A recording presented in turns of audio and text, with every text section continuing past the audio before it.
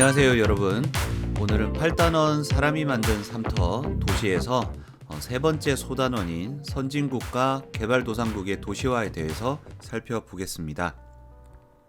지난 소단원 1과 2에서 여러분들은 도시가 무엇인지 그리고 도시 내부 구조는 어떻게 되는지에 대해서 배웠습니다.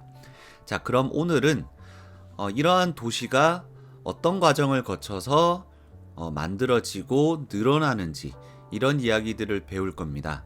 자, 그런데 선진국과 개발도상국을 나눠서 두 집단 사이에서 어떤 과정을 거쳐서 도시가 되는지를 배우는 게 이번 소단원의 목표입니다. 알겠죠, 여러분? 자, 그럼 투데이 포인트부터 한번 시작해 보겠습니다. 자, 투데이 포인트입니다. 첫 번째는 도시화가 뭔지에 대한 내용을 선정했고요. 두 번째는 선진국과 개발도상국은 도시화가 서로 다르다? 요 질문을 던져봤고, 세 번째는 우리나라의 도시화는 어떤 과정을 거쳤는지, 그리고 네 번째는 도시에서 생겨나는 문제들에 대한 이야기를 던져봤습니다. 선생님은 이 네 가지 주제 중에 가장 중요한 부분은 이 2번이라고 생각을 합니다. 선진국과 개발도상국의 도시화가 서로 다른, 왜 서로 다른지 그리고 어떤 과정을 거쳤는지를 배우는 게 아마도 오늘 수업의 가장 핵심적인 목표라고 생각이 되고요. 그 다음에 이 세 번째, 우리나라의 도시화는 사실 교과서에서 중요하게 다루진 않아요. 그냥 한쪽의 자료로 나오기는 하는데, 그럼에도 불구하고 선생님이 세 번째 주제로 잡은 이유는 그래도 우리나라 이야기잖아요. 그래서 우리나라의 도시화를 볼 거고, 그 다음 마지막, 도시에서 생겨나는 이 문제들, 사회 과목에서는 여기에 여러분들이 많이 초점을 맞춰야 된다고 생각을 해요. 사회 과목은 단순히 개념과 용어, 정의 이런 것만 배우는 게 아니라 이러한 용어들을 바탕으로 해서 현재 생겨나고 있는 문제들의 해결책, 그래서 어떻게 앞으로 살아갈지에 대한 이야기를 하는 게 사회 과목의 가장 정체성이라고 생각을 합니다. 그래서 여러분은 오늘 수업 내용이 이러한 내용의 구조를 가지고 있다라는 걸 바탕으로 오늘 수업은 이 순서로 진행이 될 거라는 거 기억해 두시고 수업을 들으면 되겠습니다. 알겠죠? 자, 그럼 첫 번째 주제부터 한번 시작해 보겠습니다.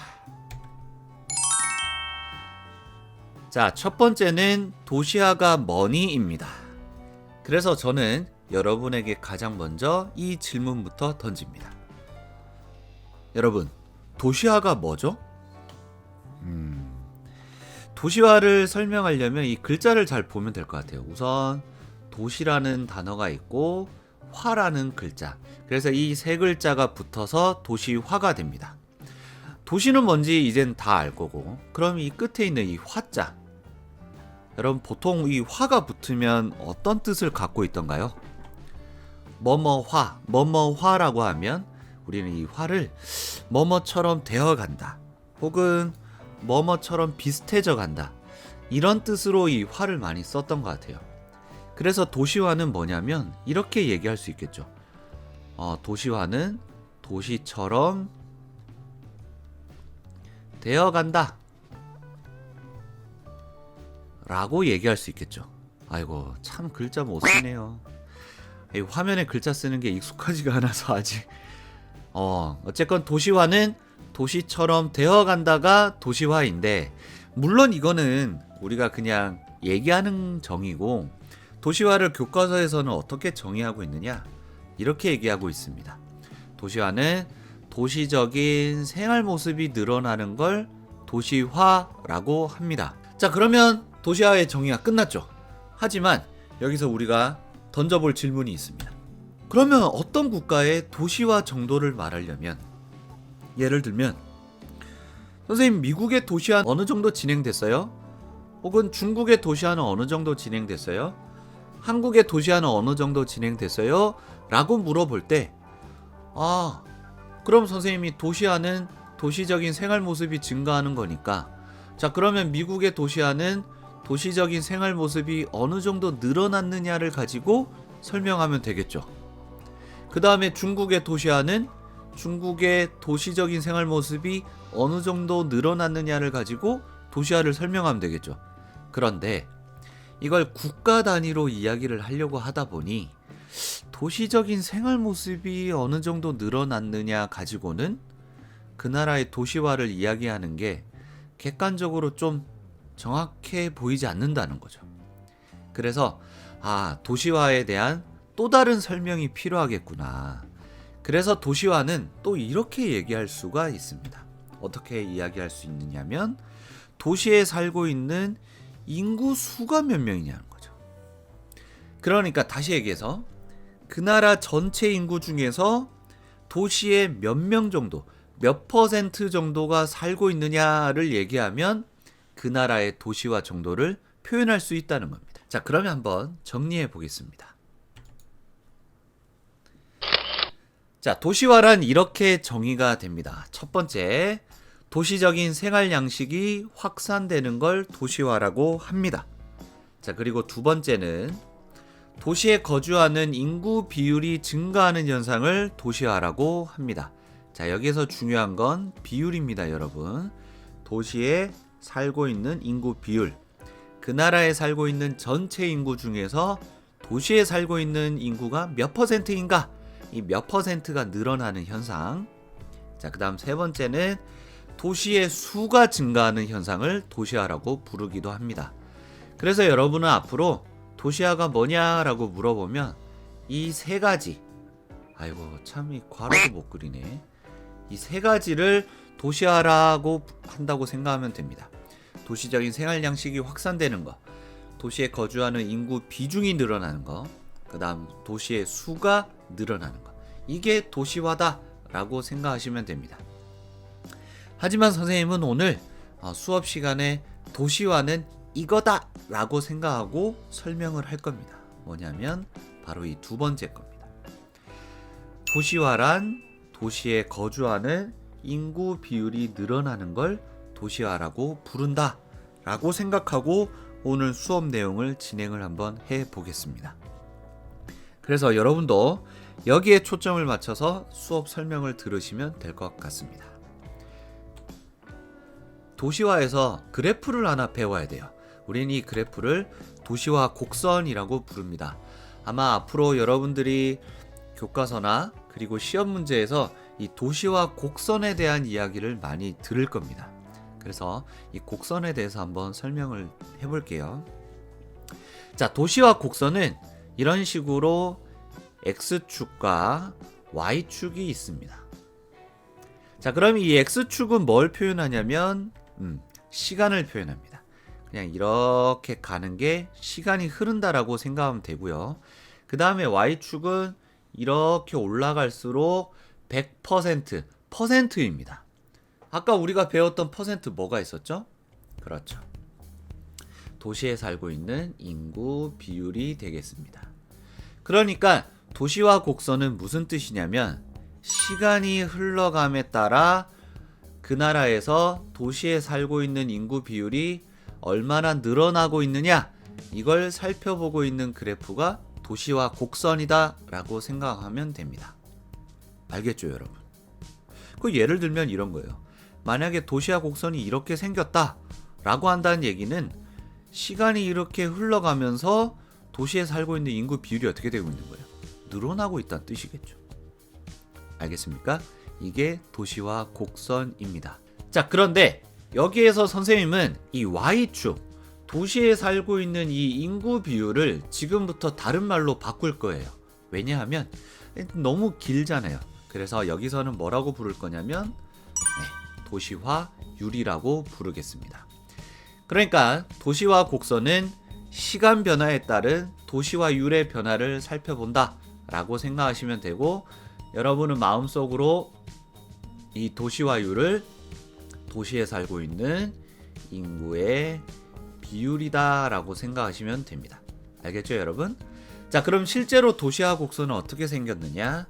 이렇게 생겼습니다. 자, 이렇게 그래프가 이렇게 꺾여 있다 보니까, 곡선으로 생겼다 보니까 우리는 이걸 도시화 곡선이라고 부릅니다. 자, 그런데 선생님이 그래프를 보면 이렇게 점선으로 두 개로 쪼개놨죠. 그래서 우리는 이 각각의 단계, 여기를 선생님은 각각 단계를 이름을 붙일 겁니다. 첫 번째 1단계는 초기 단계, 그리고 두 번째는 가속화 단계, 그리고 세 번째는 종착 단계라고 부릅니다. 자, 그래서 도시화 곡선을 설명하려면 이 초기 단계와 가속화 단계, 그리고 종착 단계가 각각 어떤 성격이 나타나는지를 살펴보면 될 것 같습니다. 자, 초기 단계와 가속화 단계, 종착 단계는 이러한 특징을 나타냅니다. 첫 번째는 각각 단계에서 도시 인구 비율이 어느 정도인지를 살펴보면 되겠죠. 자, 여러분, 초기 단계는 그래프에서 보시면 도시화율이 몇 %예요? 20, 40 사이니까 한 30% 정도 넘지 않았죠. 그렇다는 얘기는 도시화율이 한 30%를 넘지 못한다는 얘기는 아까 도시화율이 다른 말로 뭐였어요? 그렇죠. 도시에 살고 있는 인구 비율이었죠. 그러면 초기 단계의 도시 인구 비율은 어떨까요? 맞습니다. 매우 낮은 단계입니다. 그 다음에 가속화 단계의 도시 인구 비율은 어떨까요? 여기는 그래프를 보니까 매우 급속도로 도시화율이 높아지고 있죠. 그래서 도시 인구 비율, 가속화 단계의 도시 인구 비율은 이렇게 표현할 수가 있습니다. 급격히 증가하는 단계다 라고 생각하면 됩니다. 그 다음에 종착 단계의 도시 인구 비율은 매우 높은 단계다. 다시 얘기해서 도시에 살고 있는 인구 비중이 매우 높다. 하지만 도시에 살고 있는 인구 비중이 매우 높다 보니까 도시에 살고 있는 인구의 증가 속도는 어떨까요? 증가 속도는 낮은 편이 됩니다. 알겠죠, 여러분? 자, 그러면 이제 초기 단계 두 번째 성격을 한번 살펴볼게요. 도시의 인구 비율이 이렇게 낮은 단계가 초기 단계이니까 이 단계에서는 당연히 1차 산업의 종사자가 낮겠죠. 여러분, 이게 무슨 말인지 이해가 돼요? 그쵸? 도시에 살고 있는 인구의 비중이 낮다라는 건 상대적으로 어디에 인구가 많다는 거예요. 맞습니다. 촌락의 인구가 많다는 거죠. 근데 우리가 배웠던 내용을 한번 떠올려 볼까요? 촌락은 몇 차 산업이 활발했죠? 기억나요? 기억 안 나면 다시 가서 봐요, 영상. 알겠습니까? 자, 1차 산업이 활발했죠. 그러니까 초기 단계에는 1차 산업의 종사자가 많고, 그 다음 가속화 단계는 어떨까요? 가속화 단계는 도시에 살고 있는 인구 비율이 급격히 늘어나고 있어요. 그렇다는 얘기는 도시로 인구가 막 들어오고 있는 거 아닐까요? 맞아요. 도시로 인구가 막 들어오는, 그래서 우리는 이걸 이촌 향도 현상이 활발하다라고 표현합니다. 자, 그 다음 종착 단계는 어떨까요? 종착 단계는 도시의 인구 비율이 매우 높죠. 그러고 도시의 인구 증가 속도가 이제 떨어질 거예요. 자, 그래서 이 단계는 역도시화 현상이 활발하다라고 얘기를 하는데, 우린 여기서 이제 이 두 가지 현상이 뭔지를 한번 살펴봐야 되겠죠. 자, 첫 번째, 이촌양도 현상이 뭐냐? 자, 이촌양도 현상이란 이런 걸 얘기합니다. 촌락에 살고 있는 인구가 어디로 이동하는 거? 도시로 이동하는 걸 이촌향도라고 합니다. 글자 그대로예요. 촌락에서 이동해서 도시로 향한다라는 게 이촌향도입니다. 그러니까 결국 이촌향도는 가속화 단계에 활발하고 산업화가 진행되며 활발해집니다. 사람들이 이제 시골을 떠나서 도시로 가서 일자리를 찾아 떠나는 거죠. 그러다 보니 도시의 인구가 급격히 늘어나는 겁니다. 자, 그 다음 역도시화 현상은 뭘까요? 자, 역도시화 현상은 바로 뭐냐면 이런 겁니다. 도시 인구가 다른 지역으로 이동하거나 촌락으로 이동하는 현상. 그러니까 무슨 말이냐면 도시와 촌락 혹은 도시와 다른 지역이 있다고 쳐봅시다. 이 다른 지역은 도시가 될 수도 있겠지만 어쨌건 다른 지역입니다. 우리는 이 도시를 기준으로 볼게요. 자, 도시화라는 게 촌락에서 도시로 가는 단계였다면 역도시화잖아요, 여러분. 역자가 붙었잖아요. 무슨 뜻이겠어요? 반대라는 뜻이겠죠. 그러니까 촌락에서 도시로 인구가 이동하는 게 도시화라면 역도시화는 도시에서 촌락으로 인구가 빠져나가는 걸 역도시화라고 부른다는 거죠. 혹은 도시에서 다른 지역으로 인구가 빠져나가는 현상. 그러니까 여러분은 어디에 초점을 맞추면 되냐면 역도시화는 도시에서 인구가 다른 지역으로 빠져나간다라고 생각하면 됩니다. 그럼 도시의 인구가 어떻게 될까요? 그렇죠. 도시의 인구가 줄어들게 될 겁니다. 이게 도시화 곡선의 마지막 단계인 종착 단계에서 일어날 수 있는 현상입니다. 알겠나요, 여러분? 네, 좋습니다.